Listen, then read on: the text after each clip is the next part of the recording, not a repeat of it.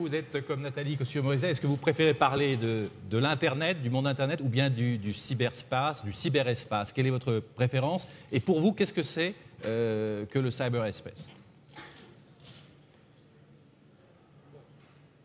I think of the Internet as we've known it, to some extent, as the infrastructure that has built up a global connectivity environment. But I think of cyberspace as something beyond the Internet. I think that what you see happening is the first fully man-made but artificial extension of virtually all of the aspects of our life. As Natalie indicated, whether it's culture, economy, society, security, many of the things that we have over time immemorial developed our current societies will exist again in cyberspace. To me, the difference is that this is a transnational environment. The technology doesn't start at a border or end at a border, and many of the issues associated with how it's going to evolve are going to be difficult to manage. Another thing that I think is very different about the cyber environment, even as it extends our physical world experiences, is that the rate at which things are happening is different. You indicated the rate at which the people of the world are essentially becoming engaged. Natalie indicated the rate at which people can start businesses and essentially extend them. It has never been as fast as it is today. And the assets that are required in order to have this reach is less than was ever required in the past. We were commenting just before we came in here about the new Facebook movie, the social network. And 6 years ago, Mark Zuckerberg was living in a dorm at Harvard, and today he's created a phenomena that reaches the entire world.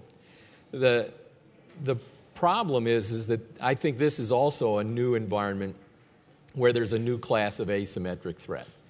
Henry Kissinger in the video message this morning talked about the fact that the world now faces a number of challenges that don't lend themselves to solution by the action of any one or even a small set of the traditional nation-state actors. And I think this is another one that, like nuclear weapons and bioweapons, is another space where the developed world has an extremely high dependency on it now, and yet it doesn't take a huge amount of capability or investment to be able to create forms of attack that can be quite devastating. So I think we're starting to see this cyber environment move from a friendly extension of our daily lives into a world where the society is now critically dependent on it, and where we're moving from annoying sort of denials of service as the method of attack or viruses into one where criminality is very high, and now we even see the weaponization of some of these mechanisms.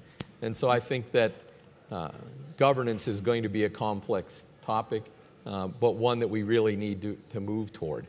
I think that some of the discussions that we heard yesterday, for example, in the finance environment, are an that's a case where we have you could say, somewhat artificial mechanism, money, the movement of money, the exchange of money, which is all electronic now.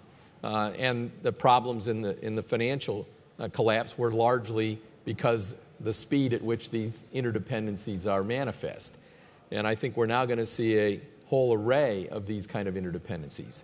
So I think many of the questions that were discussed, I'll say just in the narrow domain of finance, Jean-Claude Trichet's comments about, well, we had the G7 and the G8 and now the G20, and that these have evolved on an ad hoc basis and seem to emerge in response to the environment, I think may be an indicator of the kind of mechanisms that are going to have to be emerging to create governance in these environments.